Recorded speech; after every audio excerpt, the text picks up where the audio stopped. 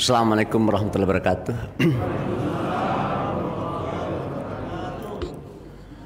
Alhamdulillahirrahmanirrahim. Wassalatu wassalamu ala asyrafil anbiya wal mursalin wa ala alihi wa ashabihi ajma'in. Amma ba'du. Qala Allah ta'ala fil Qur'anil Karim, a'udzu billahi minasyaitonir rajim. Bismillahirrahmanirrahim. Wal 'asri innal insana lafi khusrin illal ladzina amanu wa 'amilus shalihat wa tawassaw bil haqqi wa tawassaw bis sabr. Bapak dan ibu-ibu jamaah subuh Masjid Nurul Yakin yang saya hormati dan saya cintai, adinda saya Bapak Buya Dr. Saidul Amin yang memaksa saya untuk memberikan kuliah subuh pagi hari ini.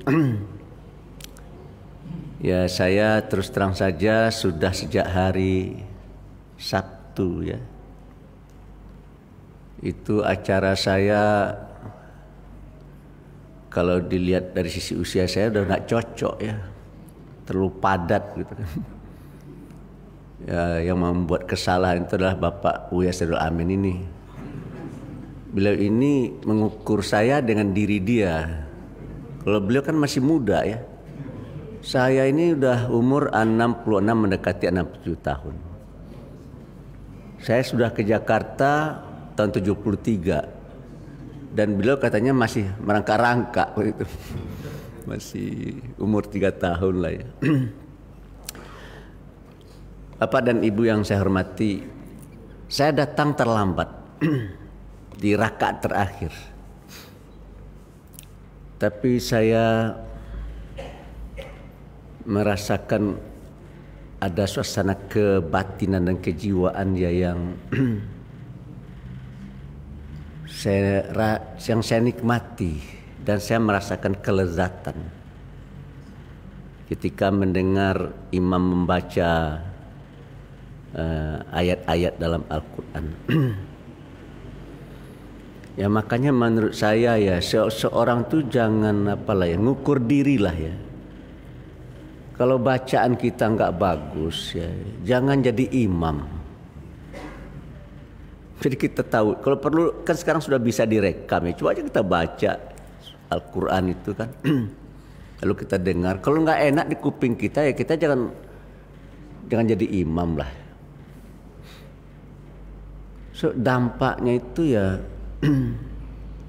kepada kejiwaan dan ketenangan hati dari jamaah.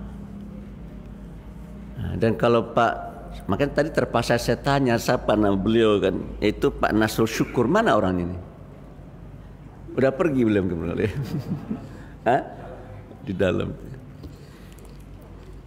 Jadi topik saya mungkin saya singgung ini dulu lah ya. Karena itu yang saya dengar itu kan suara imam melantunkan firman-firman Allah. Fa idza quri'al Qur'an fastami'ulah kan gitu ya. Kalau dibaca ayat Al-Qur'an maka kamu dengar.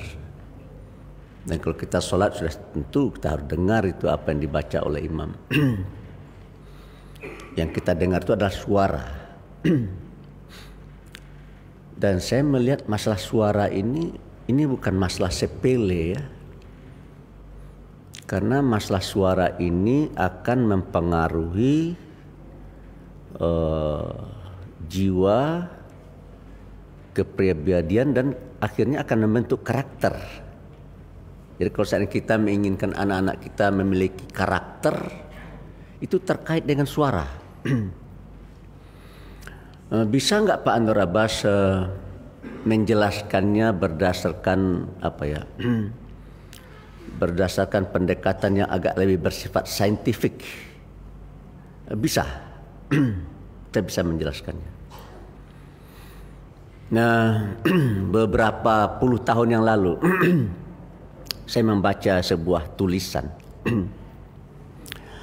hasil penelitian dari seorang ilmuwan di Jepang. Apa yang dia teliti? Yang dia teliti begini. Ada nggak pengaruh suara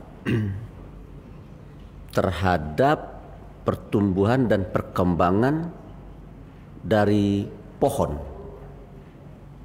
Dari apa? Ya pohon ya. Dari tumbuhan. Lalu dia membuat sebuah eksperimen, melakukan sebuah penelitian. Dia ambil 2 batang pohon, anak pohon ya.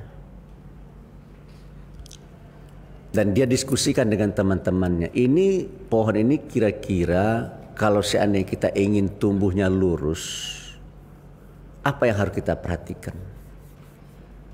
Yang harus kita perhatikan adalah apakah batangnya lurus dan akar tunggalnya lurus. Gitu. Batangnya lurus enggak? Oh, batangnya lurus. Akar tunggalnya lurus enggak? Akar tunggalnya lurus. Berarti ini pohon akan tumbuh dengan lurus. Nah, dicari 2 batang pohon, 2 anak pohon gitu ya.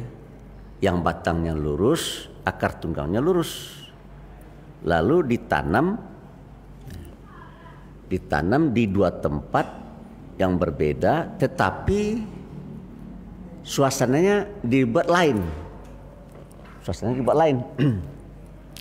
Tapi segala-galanya diukur, suhunya diukur, pupuknya diukur, ya, yang lain-lainnya diukur, dan semuanya harus sama, semuanya dibuat sama, pupuknya ukurannya sama, air yang disiramkan sama, ya, dari air yang sama disiramkan sama, cuma dibedakan satu saja, yang satu disunyikan dari bunyi, yang satu dibunyikan musik. Itu dibunyikan musik. Jadi yang satu sunyi, yang satu dibunyikan musik. Nah, setelah bertahun-tahun dilihat hasilnya. Hasilnya ternyata yang disunyikan dari bunyi tumbuhnya lurus. Yang disunyikan dari bunyi tumbuhnya lurus. Yang dibunyikan musik tumbuhnya miring. Kemana miringnya? Ke arah bunyi. Jadi kalau musiknya di sebelah kanan, miringnya ke kanan. Kalau musiknya di sebelah kiri, miringnya ke kiri.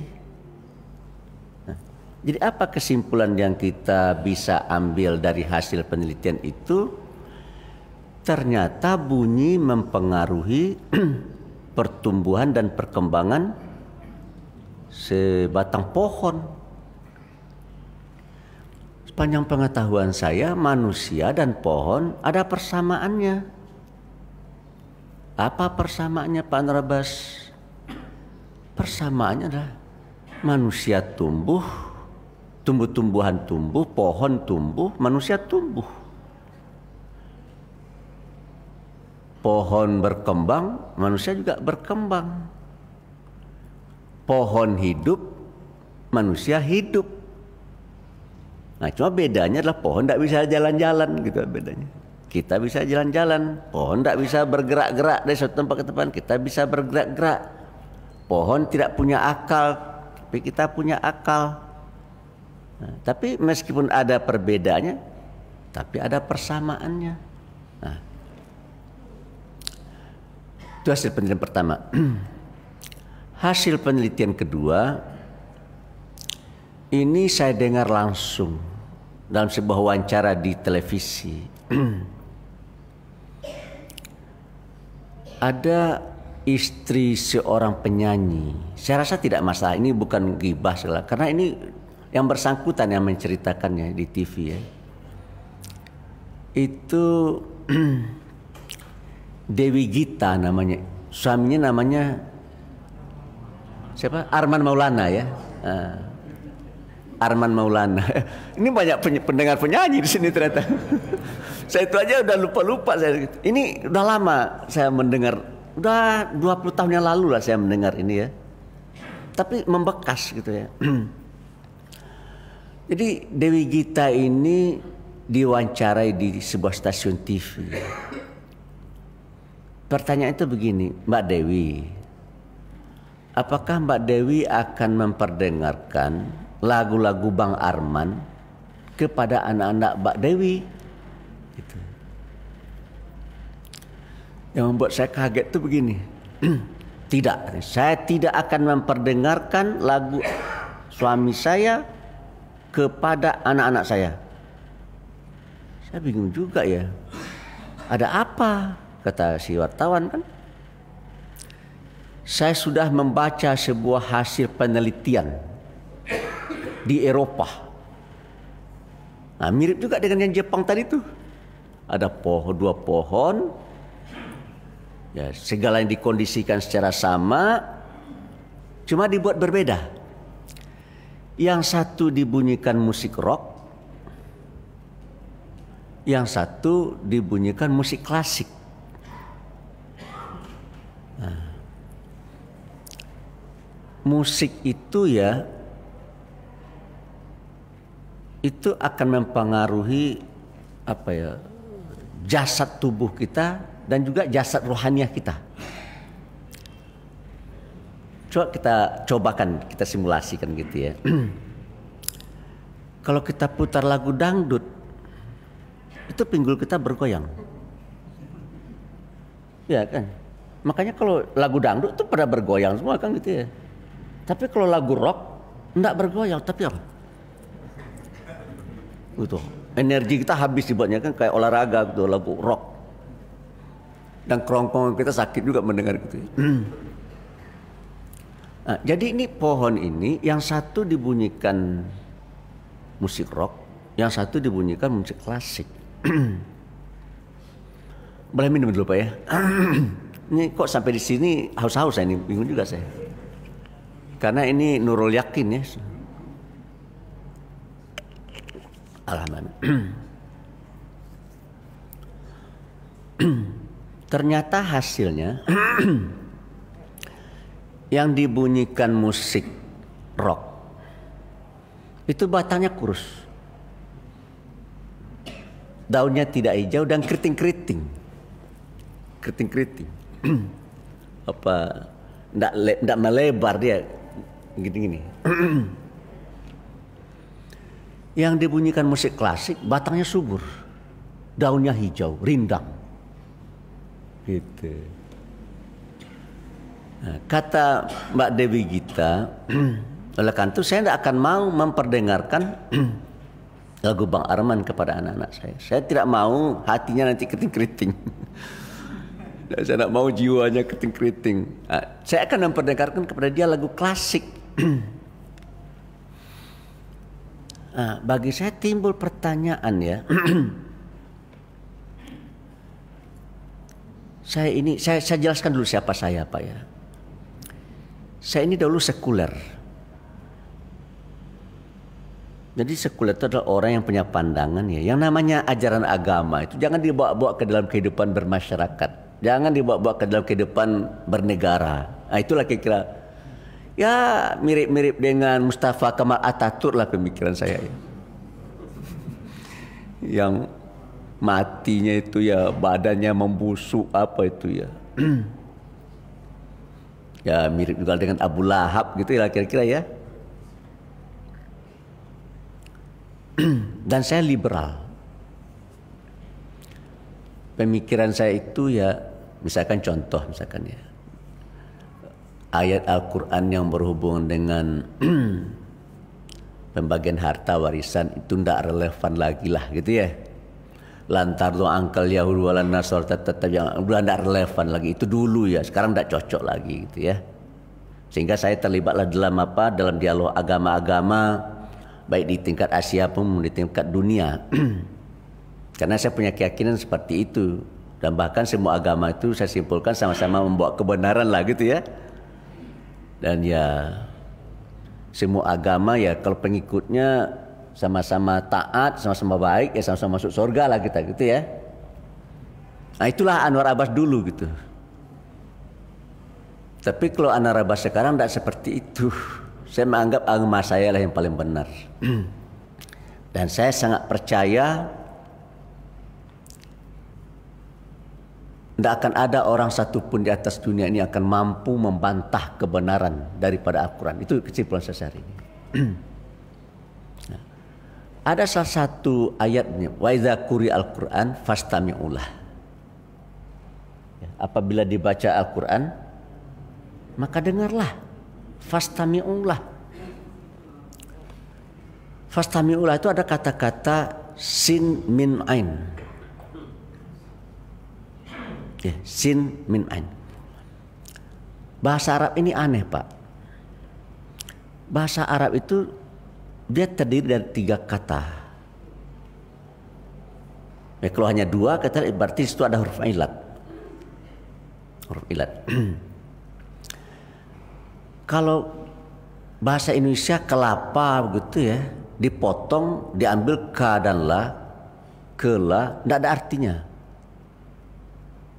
Kita buang ke, kita ambil lapa, tidak ada artinya juga.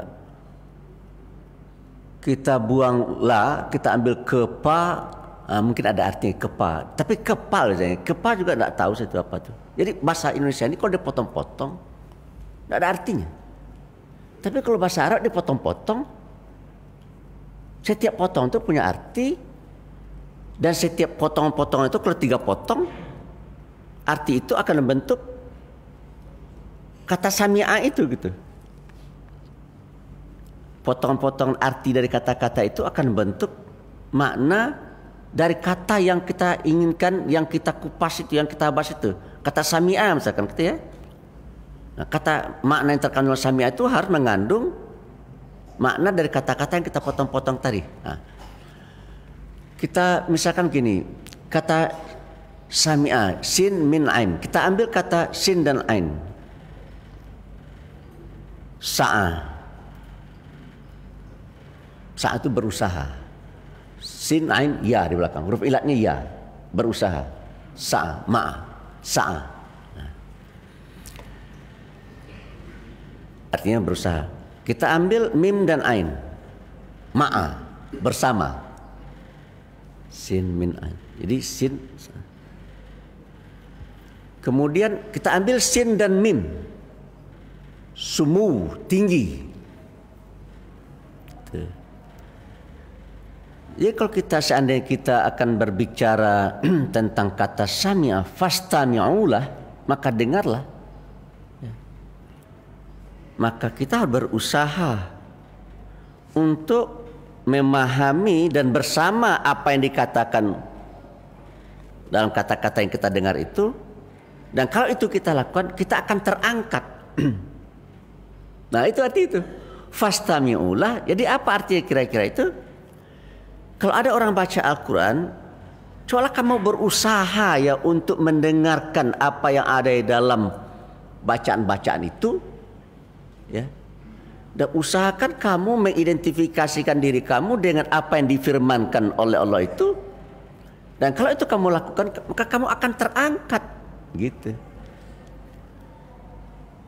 Dan yang disuruh oleh Tuhan untuk mendengarkan itu adalah dalam Al-Quran ya. Fa yastami'ul Quran fastamil. Hanya bacaan-bacaan Al-Quran. Tidak ada tuh lagu dangdut, tidak ada itu.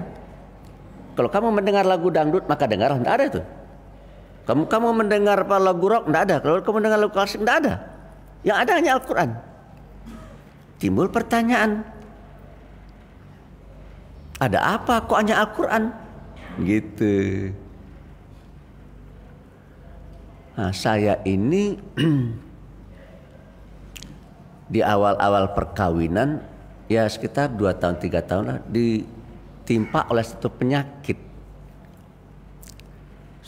Ayam sudah berkokok, belum tidur juga saya. Ayam sudah berkokok, belum bisa tidur saya gitu. Lalu saya periksa kesehatan ke dokter. Ini maaf nih, ini sampai jam berapa nih? Selesai. Jangan sampai selesai Pak Buya. Ini jam 5:30 nih ya. Jam 6 lah ya, jam 6. Jam 6 nanti kalau ada dialog silakan ya. Saya pergi ke dokter. Namanya Dokter Syihab, masih ingat saya sampai hari ini. Dokter Syihab. Dok, saya ini kok baca ciri-ciri orang kena sakit jantung kok saya rasanya seperti sakit jantung ya dok ya. Kalau saya baca ciri-ciri orang sakit ginjal kok rasanya saya seperti orang sakit ginjal ya dok ya. Gitu. Kalau baca ciri-ciri orang sakit reumatik kok saya rasanya seperti sakit reumatik ya dok ya. Apa penyakit saya ini? Dia isi apa itu checklist. Anda periksa ke laboratorium. Itu banyak sekali yang dicoret tuh oleh apa itu, pergi ke laboratorium. Ya pergilah saya ke laboratorium. Nanti kalau hasilnya Anda bawa ke sini. Terus suatu hari kemudian saya datang membawa hasil pemeriksaan lab saya. Dia lihat, Anda tidak sakit. Kalau saya tidak sakit, mengapa saya kayak begini? Kok badan saya terasa tidak enak, rasanya inilah, rasanya itulah. Dan kenapa saya tidak bisa tidur? Apa kata dokter Syed ini? Kemanapun Anda di dunia ini mencari obatnya tidak akan ada yang menjualnya.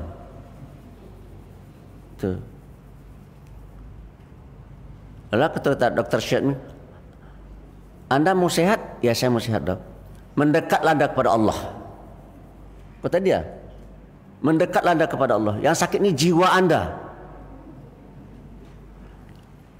Nah, saya ingat pesan ibu, makanya kita ini penting punya ibu. Punya ibu enggak? Ya. Man ahsanu sohbati ya Rasulullah. Umuka, umuka, umuka. Gitu. Saya ingat itu pesan ibu saya sebelum merantau. Ya kira-kira kalau saya agak puitis lah ya bahasanya ya. Wahai anakku. Gitu. Kalau engkau nanti dalam hidupmu ada merasakan hal-hal yang menggelisahkan hati ya, dan yang tidak membuat tenang pikiranmu, maka bacalah Al-Quran. Itu kata beliau itu. Maka bacalah Al-Quran. Begitu dokter Syed itu bilang bahwa tidak ada obatnya atas dunia, bilang, dok terima kasih, saya salaman. Terima kasih, saya sudah tahu jawabannya. Setelah sholat Isya, ya, saya ambil Al-Quran. Saya ini kan tidak bisa tidur nih. Udah bertahun-tahun saya rasanya susah sekali tidur ya. Dan kalau saya tidak bisa tidur tuh saya ambil apa? Saya apakan ke kuping saya itu dengar musik ya, tambah tidak bisa tidur dia kan gitu.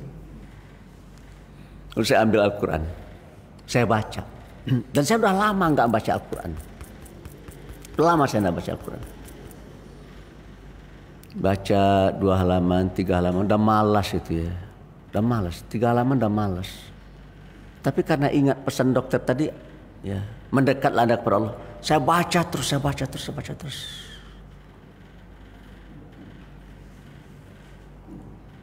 Terus akhirnya saya terbangun ya.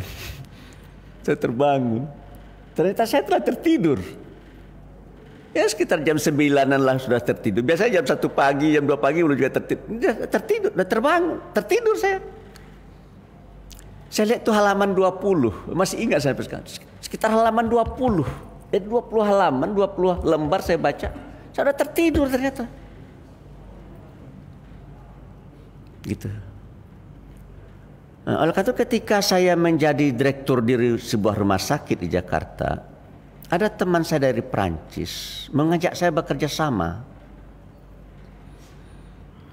Pak Narabas, ayo kita bekerja sama. Untuk urusan apa Anda mengajak saya bekerja sama? Organisasi Anda kan punya fakultas teknik. Organisasi Anda kan punya fakultas teknik. Saya ingin bekerja sama dengan fakultas teknik Anda. Apa yang ingin Anda buat dan kerjakan? Begini katanya ya. Saya dalam kesimpulan saya ya,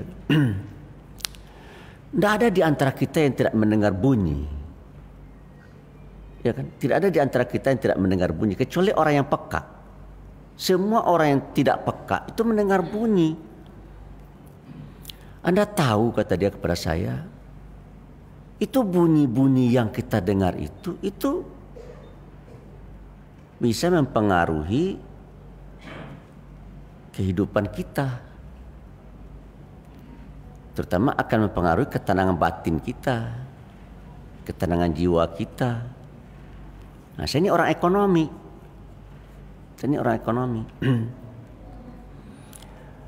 Kalau kita menginginkan masyarakat kita produktif, maka kita harus bisa membuat mereka itu tenang hatinya. So, kalau orang tenang hatinya ya, dia akan bisa fokus dengan pekerjaannya. Kalau dia bisa fokus dengan pekerjaannya, apalagi dia enjoy mengerjakan pekerjaannya, maka produktivitasnya akan meningkat. Tapi kalau hatinya tidak tenang, ya maka dia tidak fokus mengerjakan pekerjaannya. Karena dia tidak fokus mengerjakan pekerjaannya, maka produktivitas pekerjaannya menjadi rendah. Oleh karena itu ya, kalau ada orang berkata begini ya, di balik seorang laki-laki yang sukses itu biasanya apa tuh? Ada seorang wanita yang tangguh di belakangnya. Tuh, ada seorang wanita yang tangguh di belakangnya. Saya tidak yakin orang seperti Buya Saidul Amin ini ya, ini kan orang terkenal ini ya. Saya yakin pasti dia punya istri satu ya. Satu apa dua? Nggak tahu juga saya. Pasti dia punya seorang istri yang bisa menenangkan hatinya ya. Makanya kata Nabi ya, kalau engkau itu keluar dari rumah lalu gelisah ya, pulanglah ke rumah, temuilah istrimu. Nah, saya termasuk laki-laki yang beruntung. Kenapa saya termasuk laki-laki yang beruntung? Karena persoalan saya di luar biasa beratnya. Ini tadi malam saya baca rumah saya digeruduk. Rumah saya digeruduk oleh Densus 88 gitu ya. Ini kan berita, ini kan berita, ini suara kan dasar di telepon.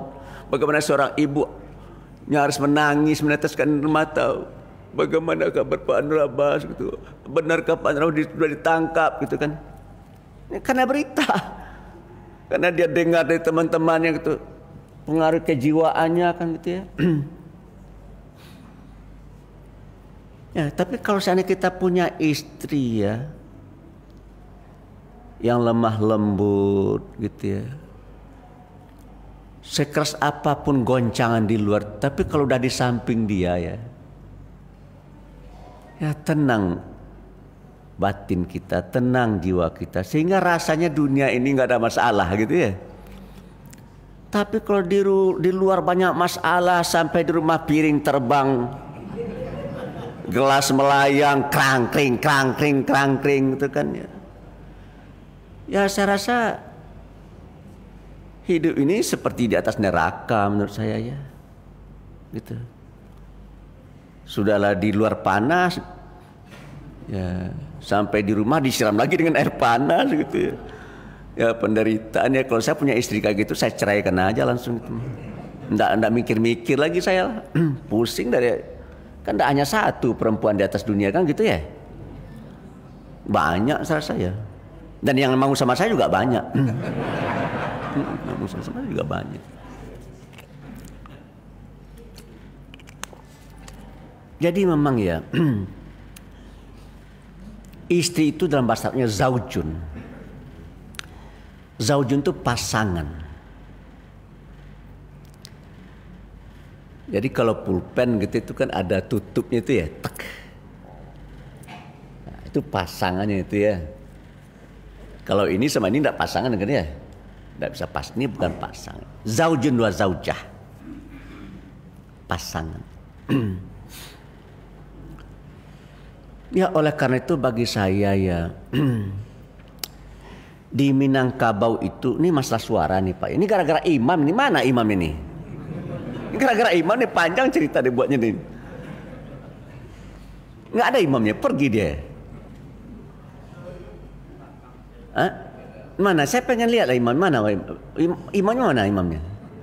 Ini gara-gara Anda nih, mana nih? Gara-gara Ustadz nih. Nggak ada ya?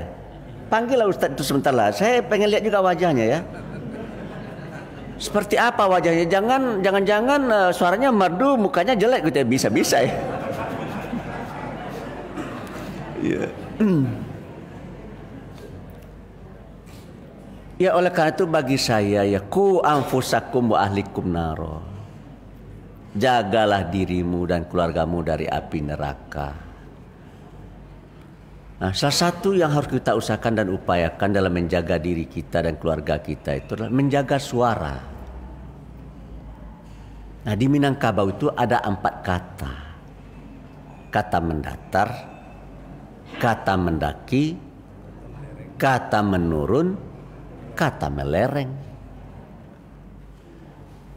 Kata mendatar itu adalah kata-kata yang kita sampaikan kepada teman-teman kita yang sebaya, yang seusia, yang sepermainan.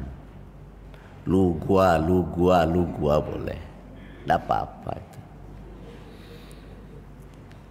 Kalau kata mendaki, kata anak kepada bapak, kata murid kepada guru. Nah, jangan kita ngomong sama bapak kita, lu kemana gitu, jangan begitu. Tidak boleh. Tapi kalau kepada teman, lu kemana? Tapi kalau ke bapak, lu kemana? Tidak boleh. Tuh, Pak, bapak dari mana? Bapakmu kemana? Nah, gitu bahasanya. Nah, terus kalau kata menurun, kata bapak kepada anak. Ya. Kata guru kepada murid. Memang dia kecil, tapi kita hormati. Wahai anakku, nah gitu kan bahasa itu ya. Pandai-pandailah kamu menjalani hidup dan kehidupan. Nah, itu kata bapak itu pada anak. Wahai murid-muridku, rajin-rajinlah kalian belajar supaya kalian sukses, gitu kan gitu ya. Itu kata guru. Itu kata menurun.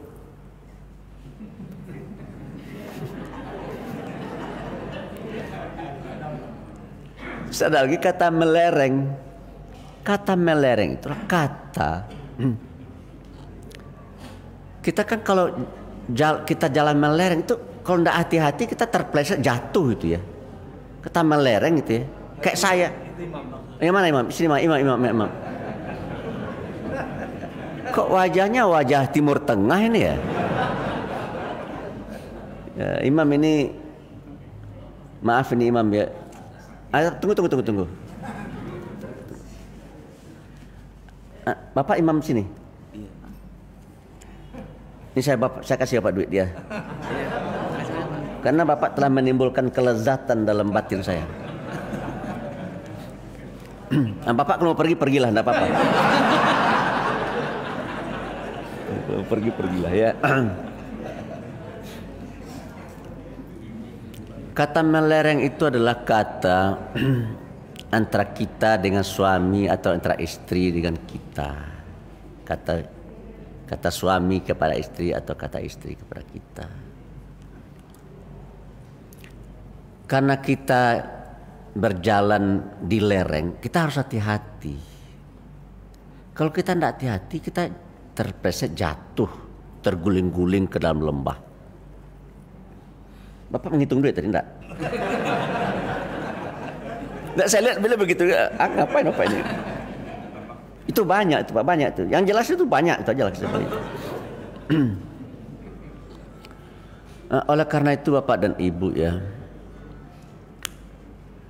tidak boleh seorang suami berkata-kata kasar kepada istri. Ini maaf nih, saya belum pernah bilang kamu kepada istri saya. Istri saya juga belum pernah mengucapkan kau mana, kau kemana, enggak pernah itu. Kecuali sekali aja. Sekali lah. Sekali boleh lah ya. Kenapa Pak Anrabas bisa seperti itu? Saya ingat ya, ketika saya akad nikah dan ada khotbah nikah atau tausiah nikah di Pekanbaru ini, istri saya Jalan Utama Gang Tanjung. Kan Jalan Utama itu Gang Nana, apa namanya? Sukajadi. Jalan Utama Gang Tanjung nomor 13 kalau saya tidak salah. Tuh. Akad nikahnya di kantor KUA dekat-dekat situ lah, enggak tahu saya di mana itu ya. Karena mertua saya adalah pegawai Kementerian Agama dan kepala Madrasah Man 1 apa itu di Jalan Madalan itu. Namanya Yohanes Ilyas. Kalau orang tua-tua mungkin ada yang kenal. Yohanes Ilyas. Apa kata penghulu itu kepada saya? Anwar Abbas, mulai hari ini Ananda Nurlaili ini sudah resmi menjadi istri kamu. Kamu perlakukanlah dia dengan baik. Ya. Kalau kamu akan berkata kepadanya, pilihlah kata-kata yang baik. Ya. Senangkan dan bahagiakanlah dia. Tuh. Makanya saya terus terang sampai sekarang saya berusaha untuk membahagiakan istri. Istri saya itu baik sekali Pak. Dia tidak pernah minta duit sama saya. Karena sebelum dia minta dia sudah ada kasih, sudah saya kasih. Tidak pernah dia minta duit sama saya. Ya, Pak minta duit, tidak pernah.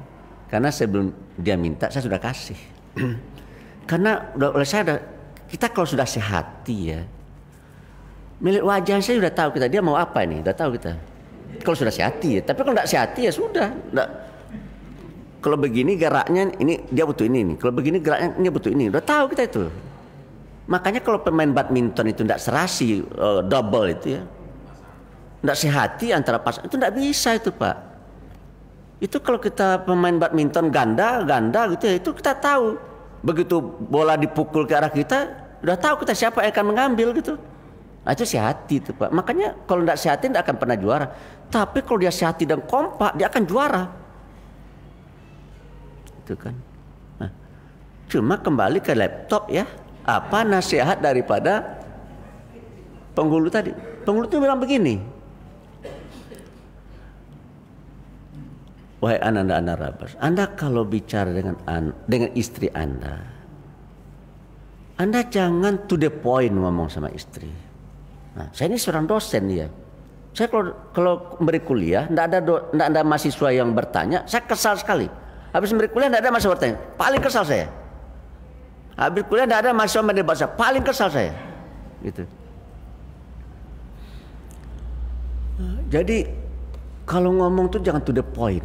Dan kalau ada mahasiswa yang bertanya, to the point ngomong ya, to the point gitu ya. Ternyata tidak semua kata to the point itu yang baik. Anda pandai-pandai. Lalu saya tanya, Pak Penghulu, lalu saya harus ngomong bagaimana kalau tidak boleh to the point? Nah, begini katanya. Kalau istrimu membuat gulai, saya masih ingat pas sekarang. Kalau istri itu, kamu itu membuat gulai ya. Ya, dihidangkan di atas meja, kamu akan santap, kamu ambil nasinya, kamu ambil gulainya gitu kan. Lalu kamu rasakan, tiba-tiba terasa hambar. Kalau ngomong to the point, wah ini kok gulai hambar rasanya. Nah. So kalau kamu bilang begitu, itu akan menyakiti hati dari istrimu. Karena dia sudah bercapek-capek, berpayah-payah membuat gulai. Tiba-tiba kamu sebagai suami ya, dalam hitungan detik menyampaikan hambar. Ini siapa yang bawa hambar nih gitu ya. Apalagi dengan intonasi ya, hambar amat ini mah gitu. Waduh, itu sakit tuh. Bagi sang istri, dia udah capek-capek bekerja ya. Tuh. Tapi katakanlah kepada istrimu itu, begitu kamu rasakan hambar, kamu tersenyum. Tersenyum. Ini enak sekali gulai ini nih. Enak sekali. Waduh, Ma ini gulai siapa yang buat nih, Ma? Enak sekali ini, kok rasanya enggak seperti masakan mama yang biasa ini. Bagus, enak sekali nih. Ya siapa lagi yang buat gulai ini kalau bukan mama, kan begitu ya? Kan mama cuma yang ada di rumah ini. Iya, betul, ini lezat sekali.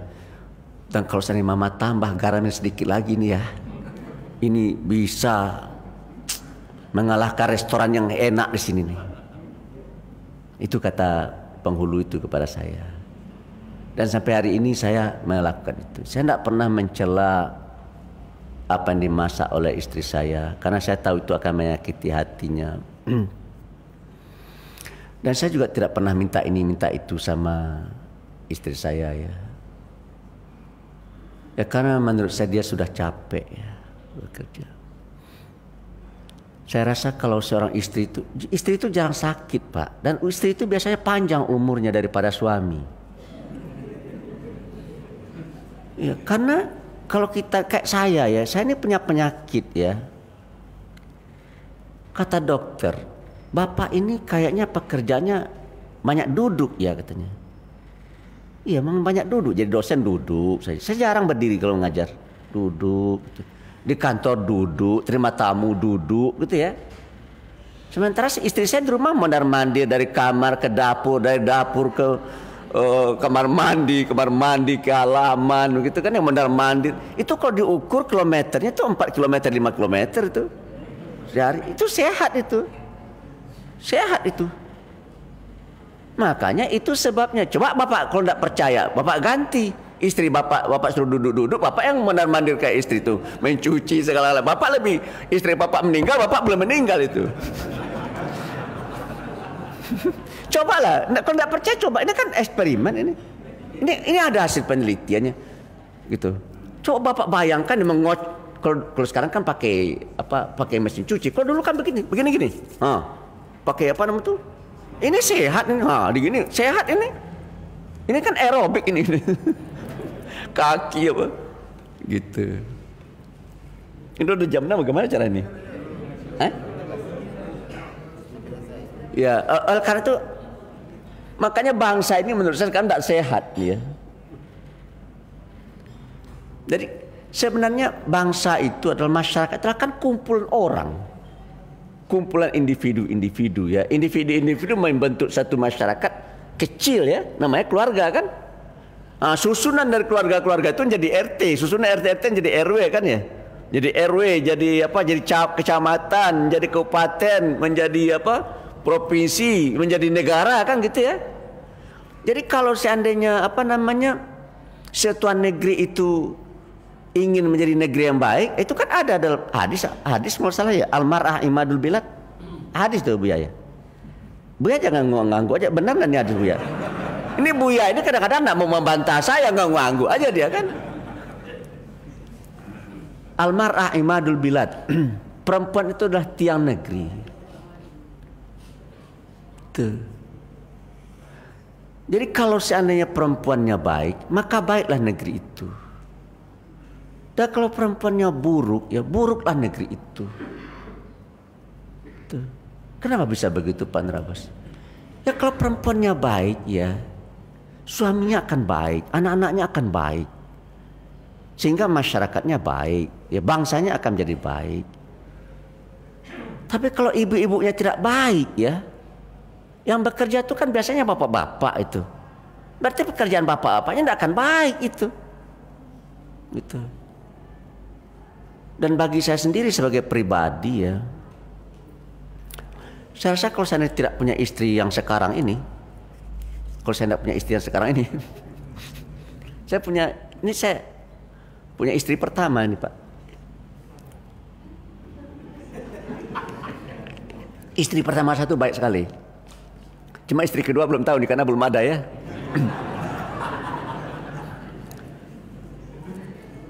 Ya, saya kadang-kadang kesal, tapi kesal itu bermanfaat.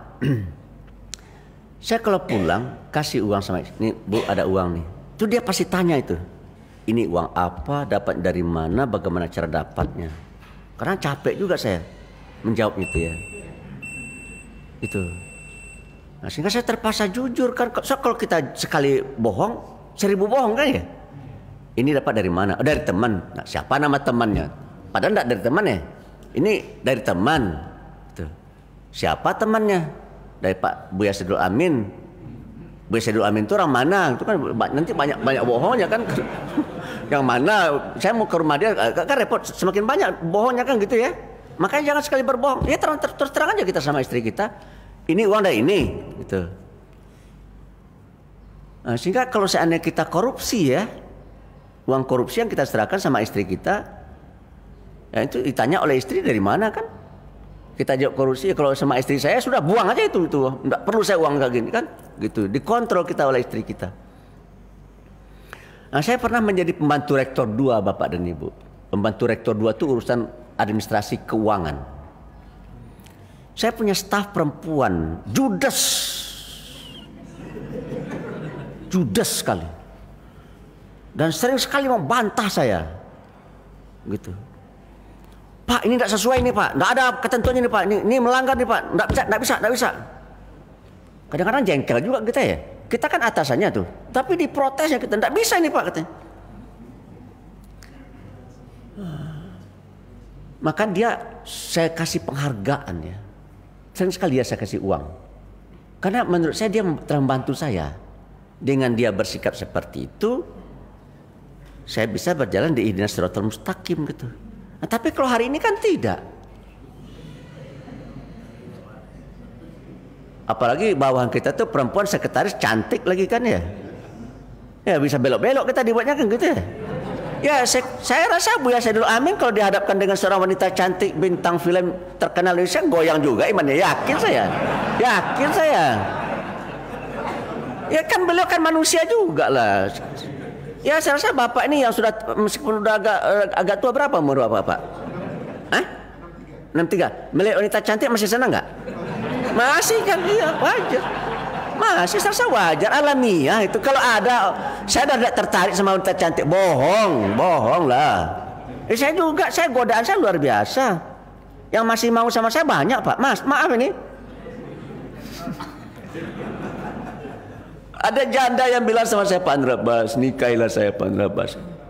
Ya bukan saya tidak mau nikah, cuma kan ingat istri pertama itu aja tuh. Kalau tidak ingat istri pertama saya liwat itu. Apalagi suaranya merdu gitu ya. Tuh. Ada sekarang Bapak dan Ibu ya, kita bising, negeri ini bising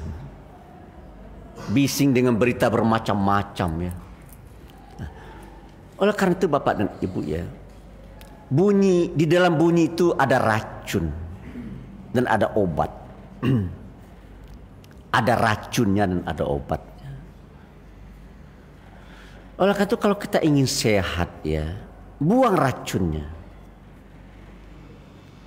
Buang racunnya. Bagaimana cara membuang racunnya Pak Andra Bas? Saya ingat sebuah hadis ya. Bila seekor lalat masuk ke dalam gelas kamu, kita punya air minum ada dalam gelas, tiba-tiba seekor lalat nyemplung. Itu nyemplungnya begini bahasanya. Satu sayapnya terbenang, satu sayapnya di atas. Kalau di negeri kita kan air banyak, tidak terlalu apa. Kalau di tanah Arab air itu sangat berharga, setetes air sangat berharga. Dan Nabi memberikan petunjuk. Kalau seandainya terjadi peristiwa seperti itu, apa yang akan kita lakukan? Kalau kita buang saja airnya. Kalau di negeri Arab tidak bisa seperti itu, air sangat berharga. Lalu apa kata Nabi? Tenggelamkan sayapnya yang sebelah lagi. Yang tadi kan begitu masuk, sayap yang sebelah masuk, itu di sebelah itu ada racunnya ya. Tuh, jadi kalau kita minum bisa sakit kita dibuat itu. Kata Nabi, tenggelamkan lagi sayap yang satu lagi. Setelah itu buang nyamuknya, silakan minum airnya. Karena di sebelahnya itu, di sayap sebelah itu ada alat penetralnya, ada alat penetral racun itu. Apa penawarnya? Ada penawarnya. Bagi saya ya tidak mungkin kita menghindarkan diri kita dari bunyi, dari ceramah yang bermacam-macam, dari khotbah yang bermacam-macam, dari pidato yang bermacam-macam ya. Di situ banyak racun-racunnya. Oleh karena itu netralkan racun-racun itu. Bagaimana cara menetralkannya Pak Narawas? Ya karena yang kita dengar adalah bunyi. Ya maka netralkan juga dengan bunyi. Gitu. Nah, oleh karena itu bagaimana caranya Pak Narawas? Ya sudah. Bacalah Al-Quran. Gitu. Begitu kita udah capek mendengar ya, kalau yang saya alami betul ya. Saya kalau sudah stres betul dan mau tidur, ambil Al-Quran, Google ini, saya punya punya qori yang paling menyenangkan hati saya, namanya Darwin Hasibuan. Begitu saya mau tidur, enggak bisa karena masalah sangat banyak ya, masalah sangat banyak yang saya hadapi. Saya apakan Darwin Hasibuan, dia juara internasional. Tenang batin saya dan saya tertidur. Orang kalau enggak bisa tertidur, tanda batinnya enggak tenang. Gitu. Nah, oleh itu Bapak dan Ibu, kesimpulan saya adalah kita kan ingin selamat di dunia dan selamat di akhirat. Selamat di dunia, selamat di akhirat artinya kita harus masuk surga. Kalau selamat di dunia artinya adalah kita bisa menikmati hidup ini. Hidup ini terasa indah bagi kita. Ya mungkin saja ada derita dan siksa yang kita dapat, yang kita terima, itu dah alamiah lah itu. Udahlah sunnatullah lah itu. Nah, oleh kata kesimpulan saya, ada pesan mertua saya. Ini karena di Pekanbaru saya ingat kampung, ingat cerita lama jadinya nih. Kata mertua saya kepada saya, ya saya bahasakan dalam bahasa agak puitis ya. Wahai Ananda Anwar Abbas, tahukah engkau rumah yang indah itu seperti apa? Kata beliau begini, rumah yang indah itu bukan dilihat dari tiangnya. Ya. Rumah yang indah itu bukan dilihat dari keindahan arsitekturnya. Rumah yang indah itu adalah rumah.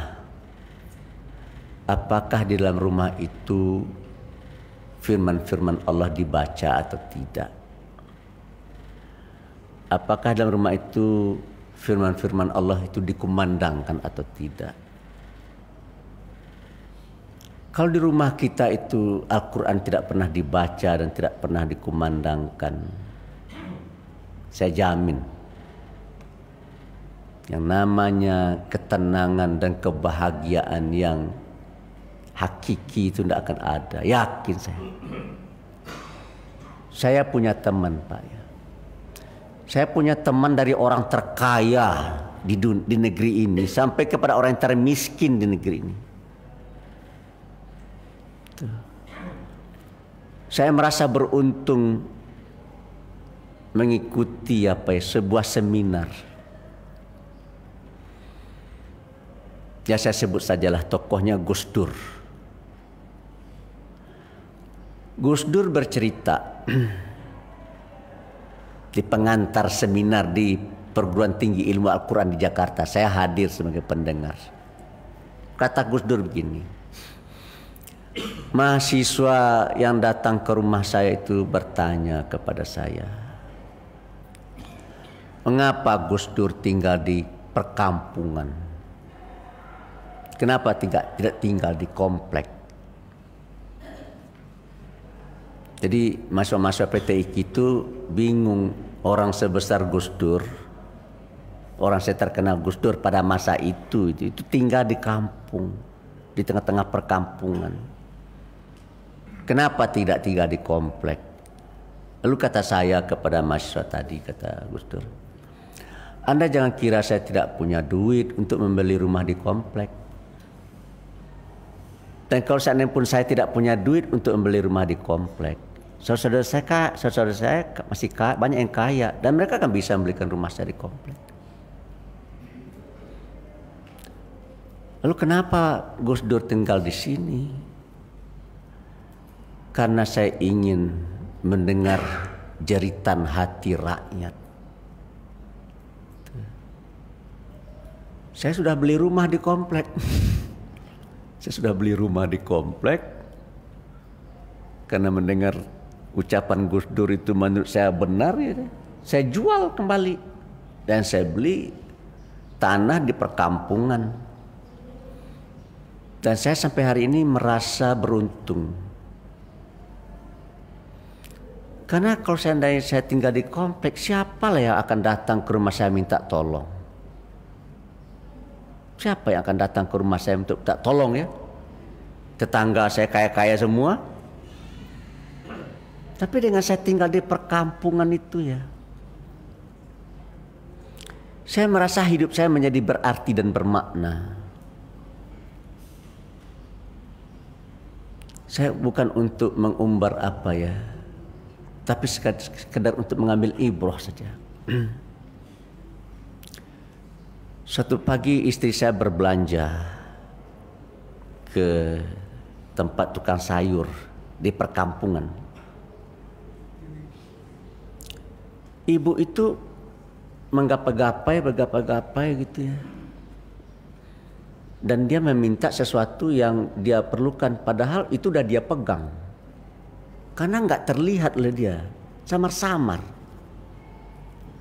Lalu kata istri saya, "Ini ibu kenapa?" "Ya penglihatan saya ndak bagus." "Sudah berapa lama?" Kalau saya tidak salah kata istri saya sudah 20 tahun. Lalu istri saya bilang sama saya, "Pak, itu istri si Anu itu ternyata sudah lama ndak bisa melihat. Ya sudah, beli kacamata. Dibawalah ke optik. Diperiksa oleh petugas optik. Ibu ini katarak ini. Ndak bisa dipakai kacamata, ndak bisa, harus dioperasi ini." Ibu itu orang miskin sekali.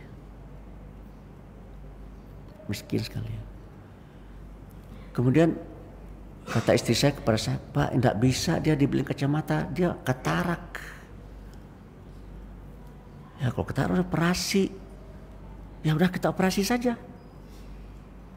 Gitu, kita operasi saja. Saya kontak telepon saya ke teman saya yang dokter, dia direktur utama rumah sakit. "Dok, saya ingin tetangga saya ini operasi mata." "Oh kalau gitu gini aja Pak Narabas, ke klinik istri saya saja. Klinik istri saya itu khusus mata. Ke klinik istri saya saja." "Berapa biayanya?" "Nggak usah Pak Narabas." Dia bilang, "Berapa biaya?" Sebelah ini. "Berapa sih Dok biaya operasi katarak?" Gitu. "Dok, berapa sih biaya operasi katarak?" "Sekitar 8 juta Pak Narabas." "Di rumah sakit dokter ada kan bisa operasi katarak?" "Oh bisa." "Ada apa Pak Narabas?" "Tetangga saya tidak bisa ngelihat nih, saya mau operasi mata." "Udah di klinik dokter istri saya saja, di klinik istri saya." "Gratis Pak Narabas." "Saya gratis kan." "Oh saya nggak mau gratis." "Kalau Bapak gratis kan saya nggak usah berobat ke rumah sakit Bapak." "Kenapa gitu Pak Narabas?" "Saya mau mencari pahala." "Ya kan, kalau gratis kan saya nggak dapat pahalanya." Dapat pahala dikit lah, ngantar gitu ya. Saya kan nggak mau itu dapat itu pahala kayak gitu nih. Akhirnya operasi. Tuh. Saya bayar, istrinya nggak mau terima. Kata suami saya, "Jangan diterima itu uangnya Pak Narabas." Saya bilang, "Nggak ada cerita, tinggalkan. Nih, ibu terima tuh, ini saya tinggal." Terimalah kan. Tapi permintaan saya satu Pak Narabas. Ini kataraknya di kedua mata, di kedua belah matanya, kanan dan kiri. Pak Narabas yang kanan, saya yang kiri bayar gitu, kata dokter. Ya sudahlah gitu. Apa yang menggugah saya Bapak dan Ibu, ya? Kata suaminya itu, ya, Sudah bertahun-tahun istri tidak bisa melihat. Dia mendengar ayam berkokok. Dia melihat suara ayam, tapi tidak nampak oleh dia. Dan suka jalan terantuk-antuk katanya. Kalau mendengar cerita suami itu kasihan sekali saya. Dan dia kan datang ke rumah saya, di depan rumah saya itu ada pohon sawo. Dia melihat ada pohon gitu. Dia lihat ada pohon ketika belum dioperasi. Setelah dia berhasil dioperasi, dia datang ke rumah saya. Oh, ini pohonnya berbuah ya Pak ya katanya. Dan nampak dia. Seperti apa miskinnya keluarga ini? Beginilah. Itulah Tuhan ya. Saya semestinya di tolnya belok kiri, tapi lupa belok kiri. Sehingga terlanjur berputar lah kan. Begitu berputar, saya tahu daerah itu, di situ ada restoran yang bagus, yang enak gitu kan ya. Karena sudah jam 11 ya lapar kan perut ini. Saya putar, masuklah ke restoran itu. Karena orang miskin ya, maksud saya kan dia makan yang enak-enak lah, ambillah apa saja, ayam macam. Dia hanya ambil telur goreng. Kata istri saya, kenapa kamu ambil telur ayam goreng itu? Ambillah ayam atau apa itu ambil. Enggak Pak, ini saya makan ini aja cukup. Mungkin dia dalam benaknya kalau ini membebani bapak gitu, dia ambil yang paling murah telur gitu kan. Apa kata suaminya? Pak Narabas, saya umurnya 60. Saya seumur-umur masuk restoran baru kali inilah. Gitu. Nah, jadi apa yang ingin saya sampaikan Bapak ya? Banyak sekali suara-suara yang kita dengar. Di antaranya adalah jeritan dari orang-orang yang fakir dan miskin. Tapi saya banyak melihat orang yang tidak mendengar jeritan itu. Saya banyak melihat orang yang tidak mendengar suara itu. Dan saya ingin mengakhiri ceramah saya. Al-Quran sering kita baca, Al-Quran sering kita dengar. Tapi Al-Quran hanya sekedar kita baca dan kita dengar. Al-Quran dan yang kita baca dan kita dengar itu tidak menghunjam ke dalam hati kita. Dan ada satu firman Allah yang sangat menakutkan bagi saya. Saya ini dahulu Pak takut mati. Makanya kawan-kawan saya di apa ini? Di sini. Dia perintahkan kepada teman-temannya. Mulai hari ini kawal itu rumah Pak Narabas. Kawal. Rumah Pak Narabas itu kawal. Jaga bergantian secara bergiliran. Saya bilang terima kasih atas perhatian Anda kepada saya. Saya rasa saya tidak perlu dikawal. Atas dasar apa Pak Narabas? Saya dekat dengan Kapolri, meskipun Kapolri sering saya kritik. Saya dekat dengan Densus, meskipun Densus itu saya kritik. Ketika Densus 88 saya kritik habis, geger kan? Itu Densus daripada mengambil kotak-kotak amal lebih baik urus itu di Papua sana. Wah itu ramai sekali, saya dibully itu. Stasiun TV One terpaksa itu mengadakan diskusi khusus tentang kotak amal itu. Saya diundang bersama Adi Armando yang sudah Bapak kenal itu. Itu kan. Ya.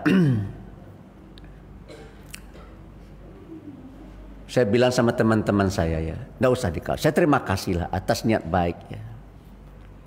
Dan saya sudah tanya dengan mantan Kapolri. 2 orang mantan Kapolri yang sudah saya tanya. Saya sebut saja namanya karena namanya Jenderal Polisi Badrudin Haiti. Kemudian digantikan oleh Tito Karnavian. Terakhir di Pak Sigit. Saya tanya Pak Badrudin Haiti, Pak Kapolri kenal saya nggak? Ya kenal lah, masa nggak kenal sama Buya? Dia panggil saya Buya. Masa saya nggak kenal dengan Buya? Kenal lah. Di mana Pak Kapolri kenal saya? Kita kan pernah ketemu 2 kali. Terakhir kita ketemu di Hotel Syahid. Oke, kalau Pak Kapolri kenal saya, kira-kira kesimpulan Pak Kapolri tentang saya seperti apa? Keras. Bapak itu keras. Nah, kalau saya keras, kenapa Bapak tidak tangkap saya? Ya tapi karena Bapak tidak melanggar hukum. Bapaknya mengkritik dan kritikan Bapak ada dasarnya gitu kan. Nah, saya tanya lagi sama teman saya yang tangan kanannya Tito Karnavian. Kemana Tito Karnavian? Dia pergi. Kamu tanya sama bos kamu itu. Kira-kira image saya di mata dia seperti apa? Oh udah lama, udah sering saya tanya Pak Anwar Abbas. Apa? Keras. Tapi tidak bisa Pak Anwar Abbas ditangkap. Kenapa tidak bisa ditangkap saya? Karena Pak Anwar Abbas kalau ngomong selalu berdasarkan Pancasila dan Undang-Undang 45. Sementara Pancasila dan Undang-Undang 45 itu adalah dasar negara kan gitu ya. Itu yang kemarin Prof. Mahfud MD juga bilang itu. Tidak bisa Anwar Abbas ditangkap karena tidak ada yang melanggar hukum. Ya saya nggak mau melanggar hukum kapan? Saya sadar betul. Sebagai pimpinan Majelis Ulama Indonesia dan Ketua Muhammadiyah, saya sadar betul bahwa kita tidak boleh melanggar hukum. Gitu. Nah, oleh karena itu Bapak dan Ibu ya, yang satu yang saya apakan sedihkan ya. Negeri ini kaya ya. Tapi banyak orang yang miskin, bingung saya itu ya. Tidak masuk dalam otak saya itu ya. Kalau begitu, apakah semua? Berarti ada yang salah di negeri ini gitu. Mengatur negara ini, mengelola negara ini ada yang salah. Gitu. Coba Bapak bayangkan Pak ya. Apa kata salah seorang peredia Nobel? Bapak udah ada nggak yang ke Jayapura ini? Belum ada. Sudah ada nggak yang ke Los Angeles? Belum ada ya. Apa kata peredia Nobel ini? Kalaulah seandainya tambang apa yang di Papua tuh, Freeport itu ya, dikelola dengan bagi hasil yang berkeadilan. Kok saya lupa nama beliau ini. Padahal saya sudah pernah ketemu dengan beliau ini, peredia Nobel dari Amerika. Kalaulah seandainya tambang apa Freeport tadi ya, dikelola dengan secara baik dan berkeadilan, maka kota Jayapura ini bisa lebih indah daripada Los Angeles. Itu bukan kata saya, kata beliau. Bisa lebih indah. Dan saya sudah pernah ke Los Angeles. Sangat indah Los Angeles itu. Tapi kata orang ini, jika seandainya bagi hasilnya bagus, berkeadilan, maka kota Jayapura bisa disuruh lebih indah daripada apa? Timbul pertanyaan. Tetapi kenapa kota Jayapura itu jorok sekali, jelek sekali? Berarti ada sesuatu yang salah. Itu yang saya tuding. Yang salah itu yang saya tuding. Itu. Atas dasar apa Pak Andres menudingnya? Ya salah satu yang saya tuding itu adalah kesenjangan sosial ekonomi yang tajam sekali di negeri ini, kemiskinan banyak sekali. Nah, saya ingat firman Allah. A'udzubillahi bismillahirrahmanirrahim. Ara'aital ladzi yukadzibu biddin fadzalikal ladzi yad'u al-yatim la yaghdhu 'ala ta'amil miskin. Adalah pembohong dan pendusta terhadap agama. Kalau seandainya kita menyanyiakan anak yatim dan tidak memberi makan fakir miskin. Oleh karena itu Bapak-bapak dan Ibu-ibu, dalam pengajian ini saya ingin menutup dan mengakhiri. La yu'minu ahadukum hatta yuhibba li akhi kama yuhibbu li nafsi. Tidaklah beriman salah seorang kamu hingga dia bisa mencintai saudaranya sebagaimana dia mencintai diri sendiri. Dan di hadis yang terakhir dikatakan, man kana yu'minu billahi wal yawmil akhir falyukrim jarahu. Barang siapa yang beriman kepada Allah dan hari akhir, maka hendaklah dia memuliakan tetangganya. Dan hadis terakhir yang ingin saya kutip adalah, tidaklah beriman salah seorang kamu kalau perut kamu kenyang dan tetanggamu kelaparan. Oleh karena itu pertajamlah penglihatan kita dan pertajamlah pendengaran kita. Dengarlah suara. Dan suara-suara yang sangat penting dan perlu kita dengar adalah suara jeritan dari orang-orang yang fakir dan miskin. Yang dia tidak butuh apa-apa, dia hanya butuh sesuap nasi di pagi, siang, dan malam hari. Untuk sekedar bisa mempertahankan hidupnya. Supaya dia juga bisa hidup seperti kita. Sadaqallahu azim wa sadaqa rasuluh. Saya sampai kepada kesimpulan. Memang tidak ada agama yang seindah Islam. Memang tidak ada agama yang sebenar agama Islam. Dan kalau seandainya Bapak masih ragu terhadap firman-firman Allah, wa in kuntum fi raibin mimma nazzalna ala abdina fa'tu bi suratin min misli. Kalau kamu masih ragu juga coba saja kamu buat kitab suci seperti yang ada saya. Dan saya sudah sampai kepada kesimpulan, fabi ayyi ala'i rabbikuma tukadziban. Ayat Tuhan yang mana yang akan engkau dustakan Narabas? Saya tidak mampu mendustakannya. Demikian, terima kasih. Wassalamualaikum warahmatullahi wabarakatuh. Ibu-ibu mau tahu istri Bapak. Oh ya, istri saya bawa. Lupa saya lupa bawa istri tadi nih. Mana istri saya ini? Istri saya tolong berdiri. Namanya lupa juga saya. Siapa namanya ya? Ibu Nur Laili, mana ya Ibu Nur Laili? Ada ibu-ibu pengen tahu nih, katanya ada. Yang mana Bu? Tolong Ibu berdiri. Ini Ibu, istri saya ini pemalu Pak. Malu sekali. Iya betul pemalu. Dia enggak mau ikut saya sebenarnya. Udah Bu, udah kelihatan. Itu dia itu istri saya. Menurut saya dia adalah wanita tercantik di dunia. Menurut saya ya. Kasih assalamualaikum warahmatullahi wabarakatuh.